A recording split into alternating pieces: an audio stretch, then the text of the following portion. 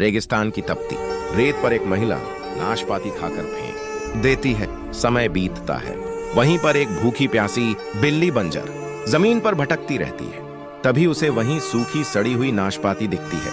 वह उदास होकर उसके पास बैठ जाती है। भगवान को प्रार्थना करती है। रात को अचानक बारिश होती है और नाशपाती को नमी मिल जाती है। कुछ दिनों में वहां एक छोटा नाशपाती का पौधा उगता है जिसमें 4-5 नाशपाती लगती है। बिल्ली मुस्कुराकर नाशपाती खाती है, फिर रो पड़ती है क्योंकि किसी ने लाइक सब्सक्राइब नहीं किया।